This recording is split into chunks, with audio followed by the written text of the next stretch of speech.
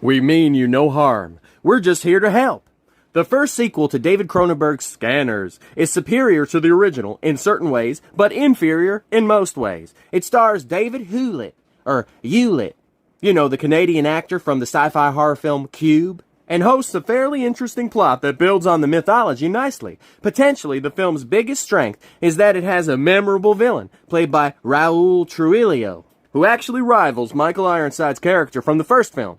The film also features a lot of cool, gruesome scanner effects, including the token head explosion, as well as a full body draining. So it ups the ante greatly in the gore department, using more advanced and imaginative effects. But the biggest way that this film succeeds over the first film is its overall cast performance, especially in Hewlett's performance over Cameron Vales in the first film. I had no choice, Joyce. The Scanners canon grew even larger with this third installment in the original series. And watch out, folks, because your favorite psychic mind melters can explode your fingers now as well. Oh yeah, and scanning apparently works on birds. Their entire bodies explode like they were just fed Pop Rocks or something. Maybe this is on account of their heads being too tiny? Who knows? And how about scanning folks over television airwaves? That's also a thing that can happen. There is much more comedy interjected this time around. For instance, there is a particular scene where the main antagonist of the film compels her boss to dance wildly in a restaurant, strip down to heart-adorned underwear, and throw himself into a piano.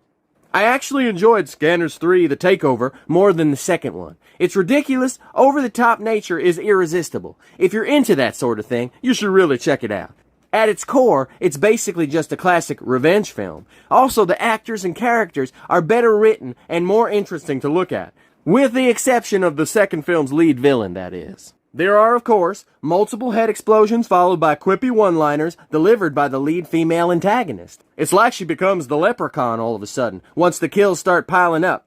She really plays it like a Batman villain, and even comes complete with a gang of whacked-out goons. There's nothing scarier than scanner mental patients, and this film has a plethora. There is a kick-ass motorcycle stunt where a motorcycle explodes mid-air, sending the stuntman and the bike into the river. Then, if that wasn't cool enough, it's followed by an underwater head explosion.